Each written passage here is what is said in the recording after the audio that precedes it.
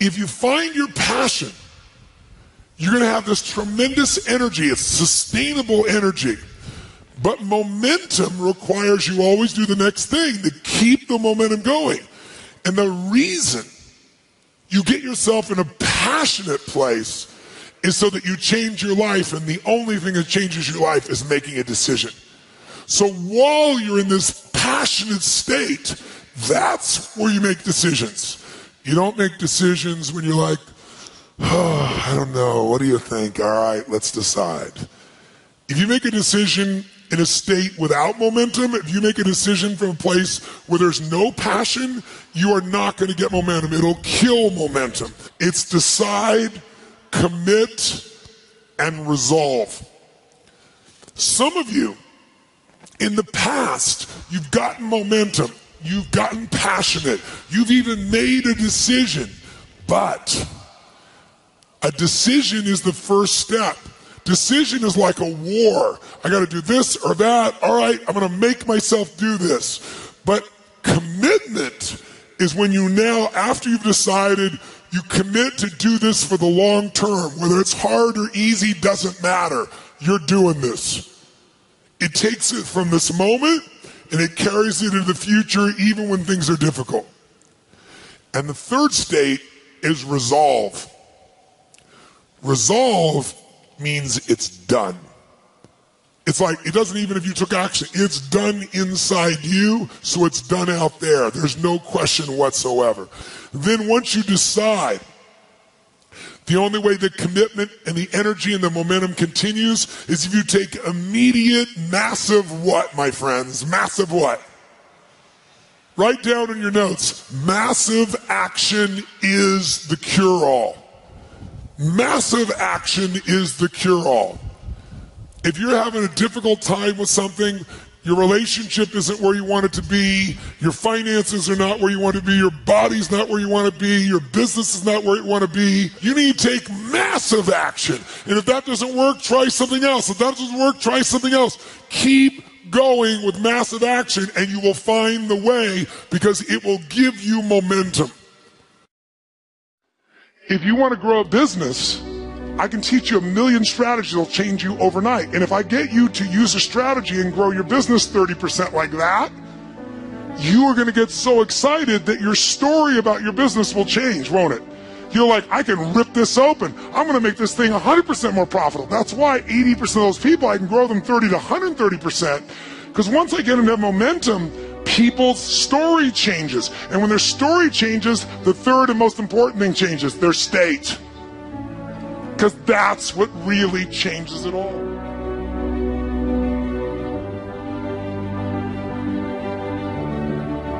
The ultimate question I'm always asking is, how do I help people to break through? The question is, what are you breaking through to? In essence, all of us at some level, to feel alive, have to always feel like we're growing. When people ask me, what does it take to be happy? I always tell them one word, progress. Progress equals happiness. Even if you're not where you want to be yet, if you're on the road, if you're improving, if you're making progress, you're going to love it. You're going to feel alive. On the other hand, it doesn't matter how successful you are, if you stop growing, you start dying inside. Now, how does this relate to this session on breakthrough? Well, I'll say it's really simple.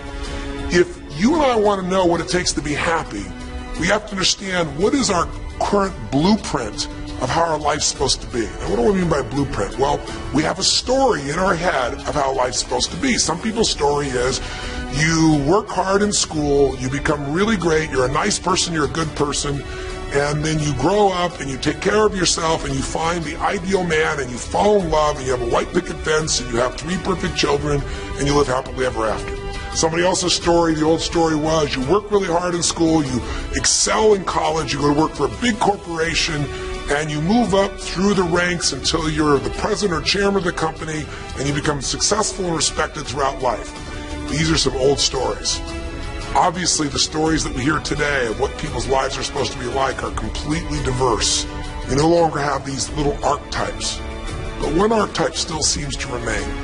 And that archetype is, in order for you to really feel like you're enough, many people believe they have to achieve an enormous amount. They may do it in different ways today. They may do it by building a company and taking it public, when they're 27 or 25 years old, or, you know, they find and create a new technology, or they become a very special doctor. But we live in a culture in the West that teaches people that you're not enough unless you do something really special and unique, and we define special and unique in interesting ways. A school teacher is not special and unique. A mother who stays home with her children day and night, sculpting their minds, their bodies, their souls, and their future is not special. We live in a world today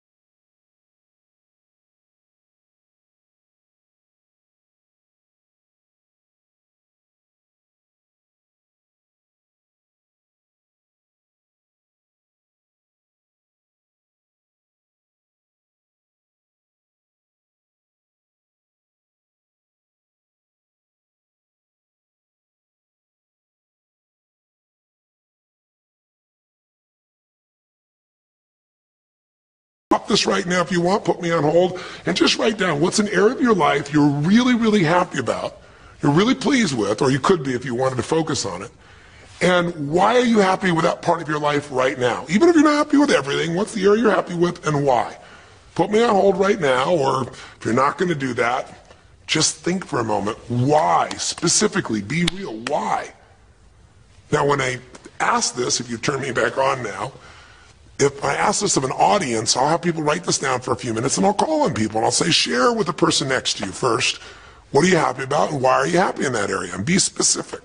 And after they share, I'll have people stand up, I'll call on a variety of people, and I say, ma'am, tell me, what are you happy about? And she'll say, well, honestly, I'm really happy with my body. She goes, I never thought I'd say that, but I used to be so unhappy with it, and you know, I did some things, I pushed myself through, and now I exercise regularly, and you know, I'm not perfect, but I feel fit, I feel strong, I feel energetic, and that's really, I don't know, it just feels good to me.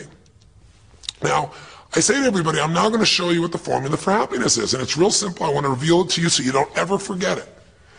Whenever you're happy with an area of your life, it's because right now, your current life experience, I call it your LC, your life conditions, the conditions of your life conditions in that area match or are equal to your blueprint, your story, your belief about how life should be in that area. So this woman says to me, I'm really happy with my body because it's not perfect. Her blueprint is I don't need to be perfect, but it's so much better than it was. I'm fit and I'm strong and I have this energy. Her mental blueprint says I should be fit, strong, and have energy. I don't need to be perfect, but I should be that way. Well, when my life, my body matches how I think it should be, I feel good about my life. I'll ask somebody else. I'll say, tell me an area you're happy with. Someone else will say, well, I'm really happy with my career. And why? Well, I'm doing better than I even thought I would be. I mean, I'm ahead of the schedule of where I hoped I'd be at this stage. I'm working at this level in this company, and I have these skills and this ability, and it's even better than I thought. Well, once again, listen, this person's happy with this area of their life because their current life conditions in the area called their career are even better than they expected they would be, better than their blueprint, better than their belief of how it should be. If it's really better, you tend to be over the moon. One woman would say, I gotta tell you, I said, I'm the happiest I've ever been in my whole life. How come? She goes, because I have this man in my life and I'm in love with him and he loves me and I can be myself with him. And we have this incredible intimacy and this passion and we want to be with each other all the time and I never get bored with him. Well, what's her blueprint? You want to be with somebody that you can have total intimacy with, somebody who you love and loves you. Those are part of her rules, her beliefs of how it should be. She said, it needs to be, I never want to be with anybody else. I want to be with them every moment. Her blueprint about how life should be and the way she lives, her relationship's even better than she hoped. When it's better than you hope, you're going to be totally excited. So think about this then. What's an area you're not happy with? Let's see if we can find the formula for unhappiness.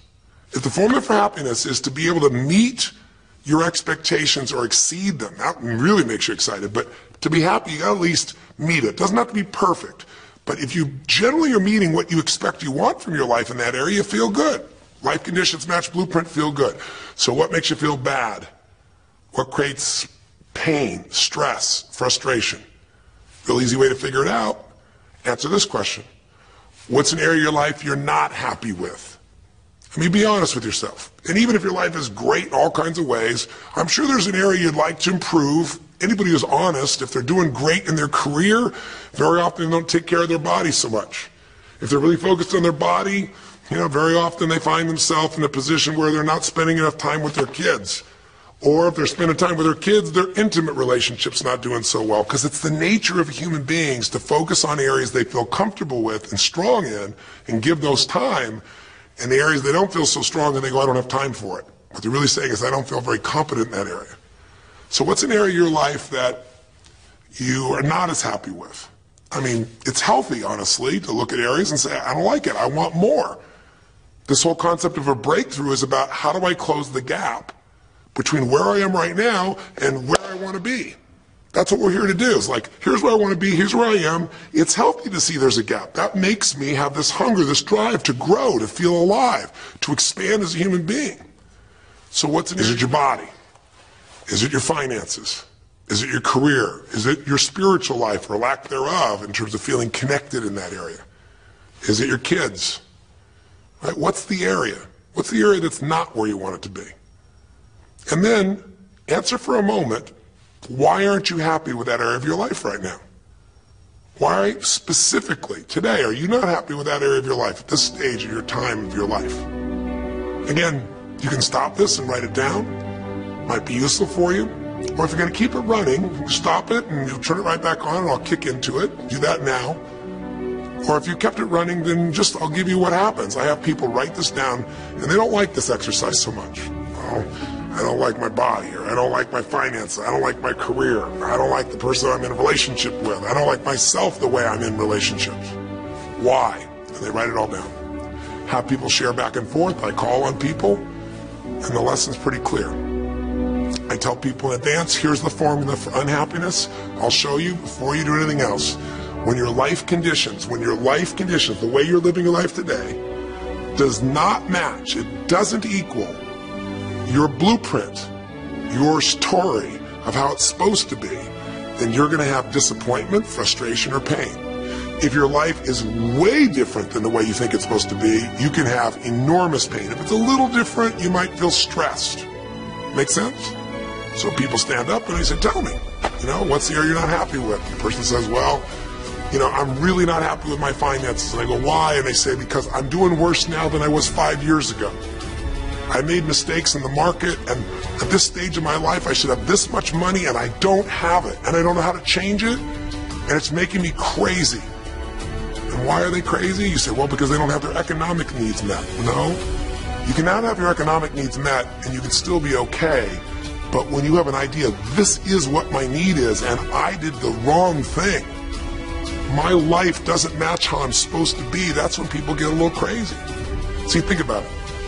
If you grew up taking care of folding your own clothes, making your own meals, going to the store, doing the grocery shopping, cleaning the bedroom, cleaning the house, vacuuming, taking out the trash, and you did that your whole life, then if you have to do that later on, you don't feel like you have economic pain because you don't have a maid. But if you grew up in an environment where everything was done for you and you never have to work, and now suddenly you have to work incredibly hard to just pay enough money to pay your bills, and all of a sudden food is building up and the house is dirty and your clothes aren't folded and nothing matches, you might find yourself really angry and frustrated because you have a different story about how life's supposed to be than how it is. Someone else will say, well, I'll tell you why, because I'm in a situation now where, I'm 30 pounds heavier than I should be. Should be is the key word. There are people in all cultures who love being big.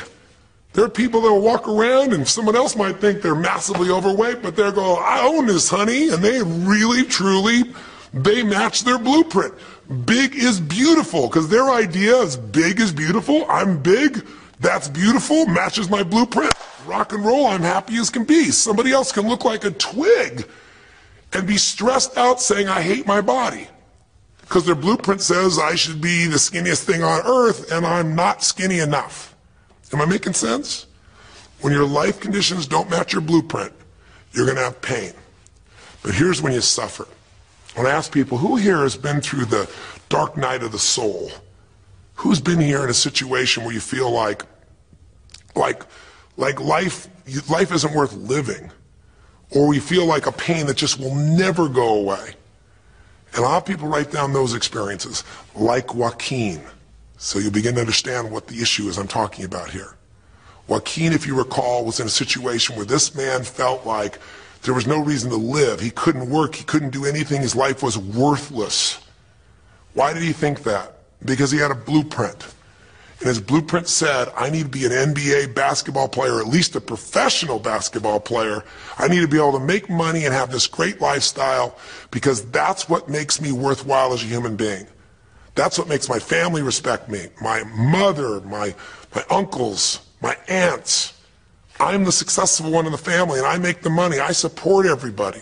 He's a good man. He didn't come just to be successful. He took care of his mother, his family. He tried to be an inspiration for people. Joaquin Hawkins is a man who was always going out on his free time and training kids and showing them the pathway to freedom, how they could play basketball and get free like he did and get out of the inner city. So this man was not a selfish man, but he knew this is the way to be worthwhile. This is the way to be able to give to people. This is the way to take care of your family. And all of a sudden, one night, what happened? That way was taken from him. He has a stroke. In the middle of the night, his life conditions make it impossible to be who he has to be, or he feels like he's worthless. You get it? We have an identity.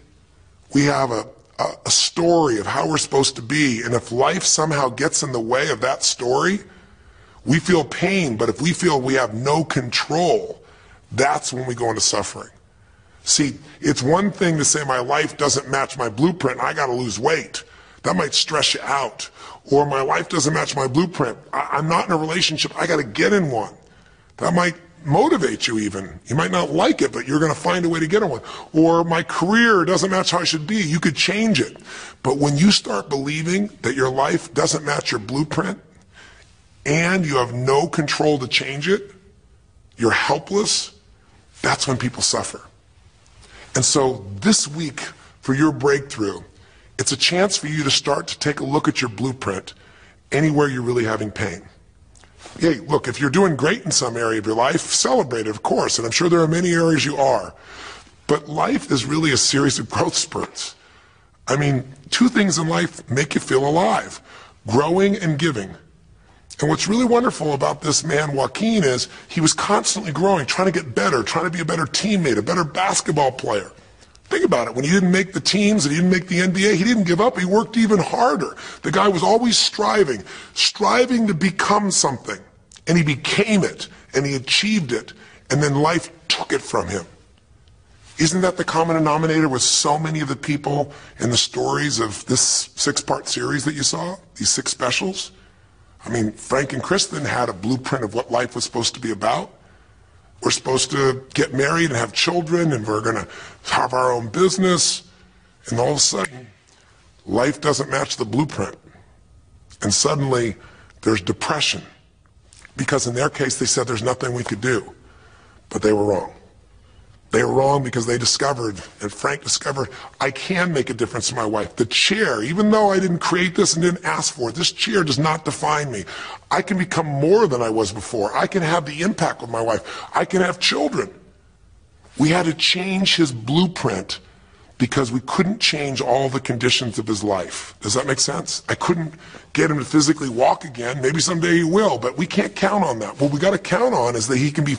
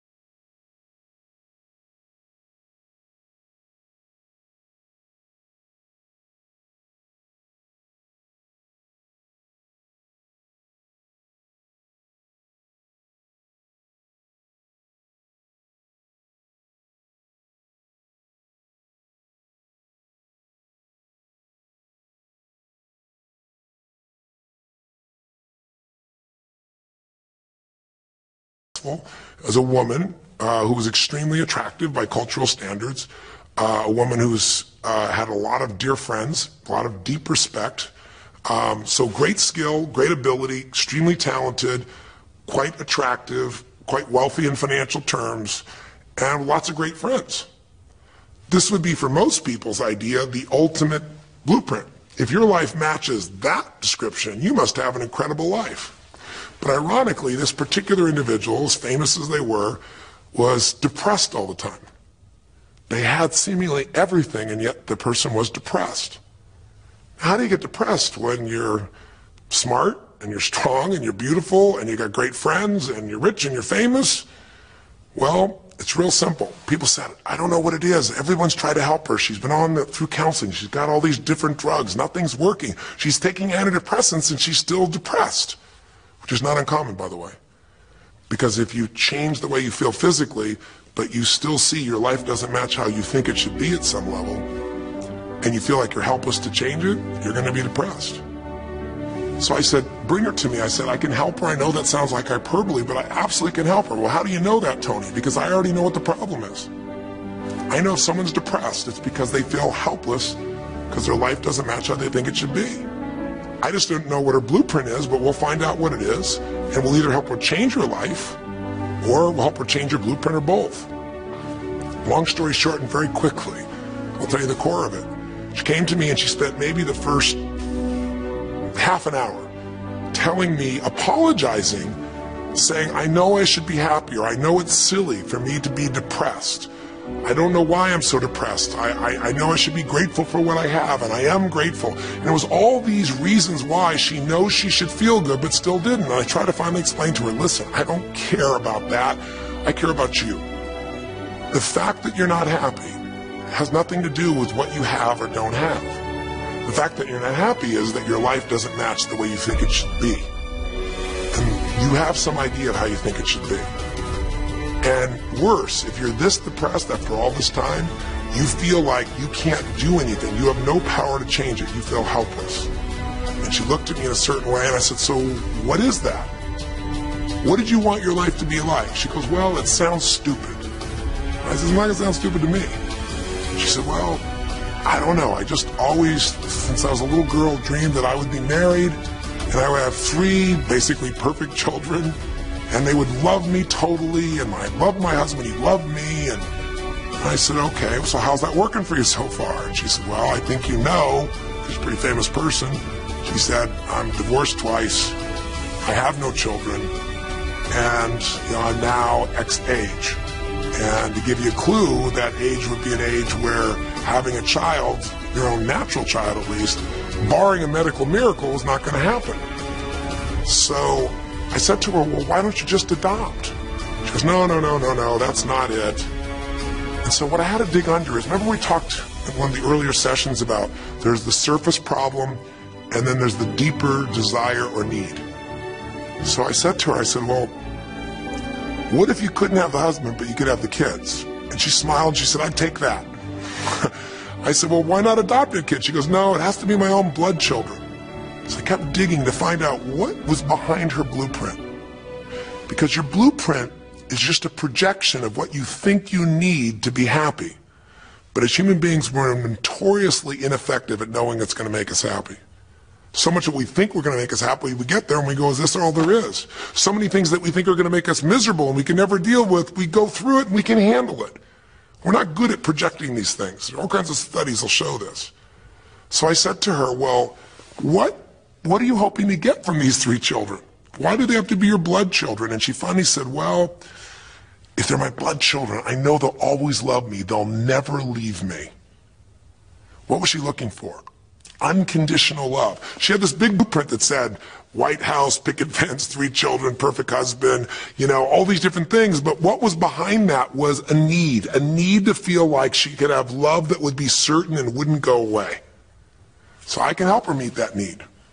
So I said to her, I said, well, maybe one reason you don't have a husband is because every time you look at one, you're trying to figure out if he's going to get you those 3 kids in time and how that's going to happen. And maybe he feels a little stressed when you're looking at him this way because he can feel what's going on behind your bed, even if he doesn't know what the words are.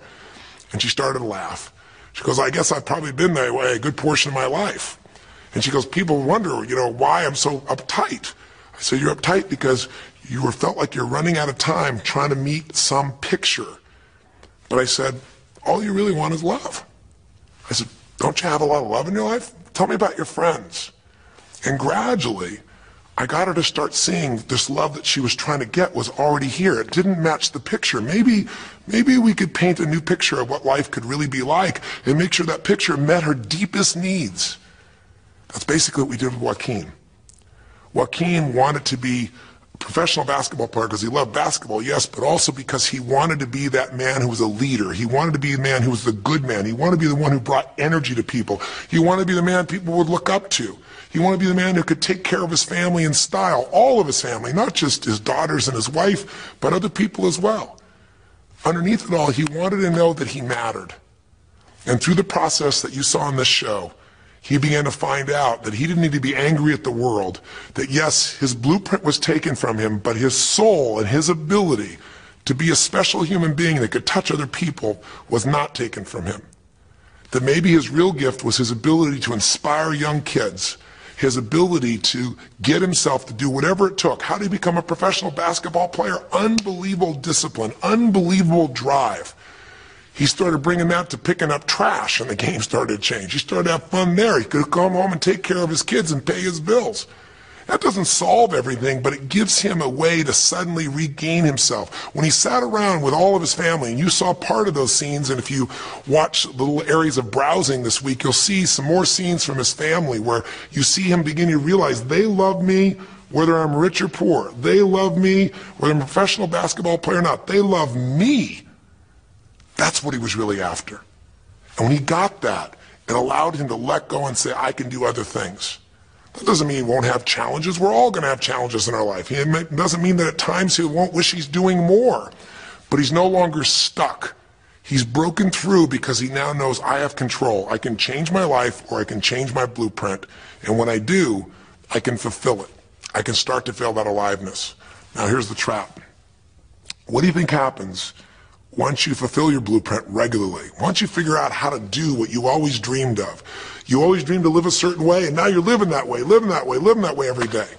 Well, the human nervous system, the human spirit needs to grow. So pretty soon you'll get bored with that, and you'll come up with a new blueprint. That's part of life that's exciting.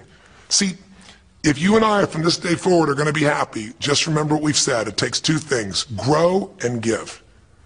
A meaningful life comes from growing, that sense of progress, and it comes from having life not just be about me, but about we, doing something that makes me feel connected to other people besides myself. That growth, that sense of contribution fills a deep spiritual need that we all have. If you are unhappy in your life, you got three choices, really two. Blame, that's not a choice, it's not going to work. Don't blame someone else, don't blame the event, don't blame yourself. Just figure out what you're going to do to change your life. That's my specialty. If you like my coaching or my team's coaching, come visit with us. Come to an event. Come get a coach. Come to a program, and we'll guide you through it more than just a few minutes like this, and we'll do it directly, an environment that'll shift you. Or change your blueprint. You're going to have to rewire what's going on inside, and that's what we focus on as well. So I hope this journey has been an interesting one for you. I hope it's opened up your eyes to what it takes to go from where you are to where you want to be. It takes changing your emotional pattern. It takes bringing presence to your life. It takes realizing you have no problems compared to somebody else and putting your life in perspective. It takes the ability to deal with those extreme stresses that happen in your life by questioning your limiting beliefs. And again, we'd love to coach you and show you how to change those in a permanent way where it happens automatically, just like lifting weights so often until the muscle's always there and you find yourself able to follow through.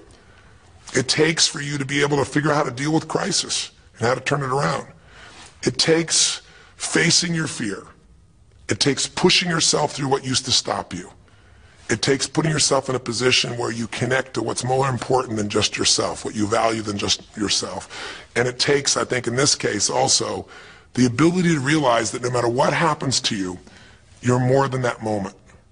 You're more than the story you think you're supposed to be. And that even when you're not matching what you think you need to be, maybe there's a reason for that. Maybe you're having to find a different part of yourself that's going to fulfill you at a much deeper level. Sometimes failing to get your goal gives you your destiny. I can't tell you how many people I've known over the years who had an idea of what they thought their life was supposed to be like, and they didn't achieve it, and they felt miserable and upset and frustrated, and one day an opening happened, and they went, oh my God, thank God that didn't happen. I think it's Garth Brooks had a great song, and it's a song about when he was in high school, and he was in love with this girl, infatuated with her, and she didn't even know that he existed. And he prayed to God every day that she would notice him, that she would fall in love with him. And then sure enough, she never did. He was so disappointed. His blueprint didn't match. His life didn't match it because she didn't even know he existed. And he felt this suffering. He could do nothing to turn it around. Well, 15 years later, he became a guy named Garth Brooks, somebody everybody knew, and he could rock, stadiums with his energy and his song and his music. And he goes back to be at his high school reunion. I think it was his 15-year reunion, if I remember correctly. I don't remember the exact year, but all I remember is he said he saw that woman that he was so obsessed by. He was looking forward to seeing her. And now he was Garth Brooks, and he met her. And after he met her and spent some time with her, he wrote a song called Thank God for Unanswered Prayers. Sometimes not getting your blueprint's the best thing that ever happened, because the disappointment drives you to find something more important inside of you. Or not getting it makes you look for another aspect of your life, a spiritual aspect, a family aspect, a physical aspect. If you can just trust that life doesn't happen to you, it happens for you, then you can find in any situation a benefit that can take your life to the next level. I don't care if you're Frank and Kristen. I don't care if you're, Mandy and Scott. I don't care if you're Joaquin and Kim.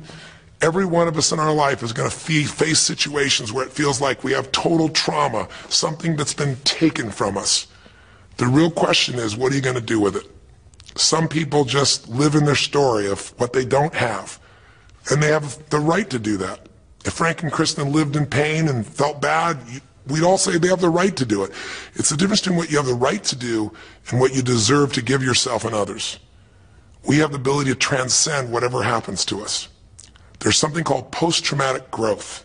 Very few people know about it. Two people go through the same stress. One's destroyed, the other grows. What's the difference? The people that grow will not give up. They don't have any excuses. They find the way to break through whatever it takes. And when they do, three things happen. Number one, they realize who they really are and what they're capable of. They realize they're so much stronger than they thought they were. And number two, they deepen all their relationships. You want to know who really cares about you, who you love and who loves you? Go through some tragedy. Go through some hard times. All your Facebook friends go away. Your real friends, your real family shows up for you, and you show up for them, and it deepens your relationships. And the third thing happens, if you can push yourself through and break through whatever challenges life gives you, is each time you have a breakthrough, you get stronger. And it almost like builds a psychological immunity in you, where suddenly, all of a sudden, it's like stuff happens, you know stuff's going to happen, and you're not scared of it anymore. Because after you've been through a stroke, after you've been through, losing the use of some of your body, your senses, after you lose a family member, and you break through to that, you get to the other side, it's like, give me your best shot, life. It's almost like there's this psychological immunity that says, I'm ready for whatever life will give me. I don't want challenges, but if they're here, I know I can handle them. That strength of spirit is what creates a sense of freedom and joy in life. And that strength of spirit basically comes from living a life where you are constantly and never-ending flinging away to improve yourself and to help others. That's my mission, and if we can serve you again in the future, I hope you'll check us out. There's 3 ways you can continue to participate with us. You can come to an event. Come have an experience with us live at a weekend at our Unleash the Power Within or our Date with Destinies. I think you'll find it's very different than just sitting here talking to you quietly, sitting in front of your computer screen. It's a rock and roll environment. It's like going to the ballpark and having one person sitting there talking to you versus being in the ballpark or the rock and roll concert, with 50,000. There's an energy and a power that comes from it. Second is there's immersion. Here we talk for an hour, there's distractions and emails. There it's total focus, and we go for immersion where literally what we did here over 6 weeks, a few little conversations, all that happens over and over again multiple times a day, and you get that shift. So come to an event or call up and get a coach. We have people that you can work with and have a free coaching session and make sure it's really valuable for you. But these are people that can check in with you to help make sure you break through, you make the changes you want to make in your career or your finances or your body or your emotions or whatever area matters to you. And finally, lastly, and probably most importantly, every day you got to feed your mind. Because every day most of us are turning on, some form of news. It shows up in our pocket, in our Blackberries or iPods or our iPhones, I should say. It shows up, on your computer constantly. It chases us, and it rarely does a good idea interrupt you. Really, what you have to do is pursue the ideas, pursue the experiences that are going to change your life. And we have a way to do it called net time, no extra time.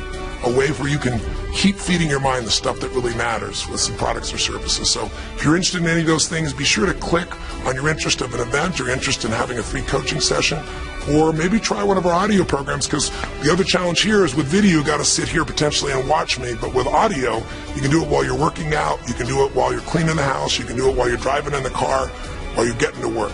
We'd love to continue serving you in any way we can. I know I've gone long in this session, but I really want you to think about, how can I get my life the way I want it to be? The way I do it is I figure out what my blueprint is and I update it for what life is. I change my life, match my blueprint, and suddenly my life feels full and alive.